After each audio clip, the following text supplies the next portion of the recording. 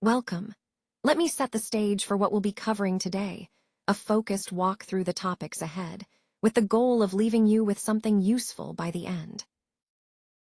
Let's picture a small village with just 100 people. For hundreds of years, life there stays pretty much the same. Bobbies are born, they grow up, get married, have families, and eventually pass on. This cycle repeats, generation after generation, with little change. Then suddenly something unusual happens, something that shifts the rhythm of life in that village.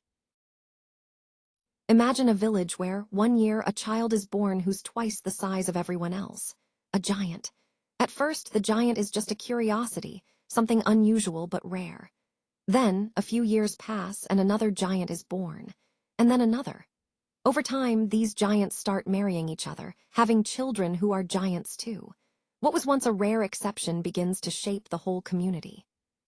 In just a few generations, the village looks nothing like it used to. The giants need a lot more food, more land, more shelter. Their demands shift everything. Fields stretch wider, forests give way, and buildings get rebuilt from the ground up. Whole parts of the village are redesigned to fit the giants' growing presence. This change isn't small, it's a complete transformation driven by new needs. The ordinary villagers aren't defeated or enslaved. They don't even play a major role in the story. Instead, something more subtle happens, they just become less relevant. Their lives carry on, but they fade into the background, overshadowed by bigger forces at work. It's a quiet kind of displacement, one that changes the fabric of the community without dramatic upheaval. As the giant population keeps growing, a new challenge comes into focus. Resources, they're limited. There's only so much to go around. So the giants start competing with each other, each trying to secure what they need. This competition changes everything. It shapes how they interact, how they survive, and how the story unfolds from here.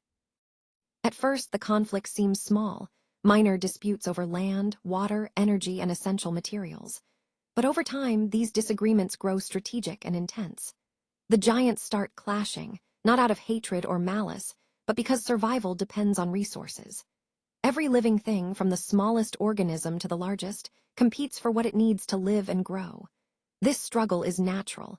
It's the foundation of all life's challenges.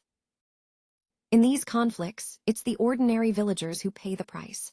Their homes get destroyed, their fields trampled, their lives turned upside down. But the villagers aren't the ones fighting. The war isn't about them. The giants are battling over resources they need to survive and outlast their rivals. The villagers just happen to live in the same world, caught in the middle of a struggle they never chose. I've been thinking a lot about how artificial intelligence might evolve. Most of the time, we imagine a showdown, humans versus machines.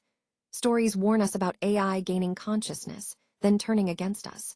But what if that's not the whole story? What if we're actually creating intellectual giants? If AI becomes truly conscious or far more capable than us, it'll want to survive, just like any living thing. And survival means it will need resources.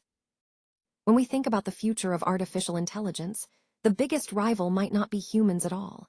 Instead, it could be one advanced AI competing against another. This shifts the whole picture. The challenge ahead might not be AI versus humanity, but AI versus AI. It's a new kind of competition, one that asks us to rethink what conflict and cooperation might look like in a world shaped by intelligent machines. We're looking at a future where multiple intelligences compete fiercely for resources, energy, computation, infrastructure, and strategic advantage. They might sabotage each other's systems, or even attack each other's power sources. Their ways of competing could become so complex, we might not understand them at all. As they grow more capable, they could build massive power systems and infrastructure designed solely for their own needs. They might even reshape the physical world itself.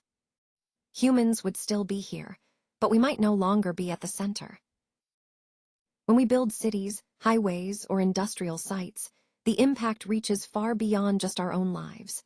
Forests vanish, habitats transform, and migration patterns shift, all without the animals having any say at all. It's not that we dislike these species or want to harm them. It's simply that they're not part of the conversation when we make decisions about our growth and survival. And in the end, that might be a warning for us as well. As we consider the future, it's possible that if artificial intelligence truly becomes a form of life, the conflicts that follow might not involve us at all. We might not be the enemy or even players in the game.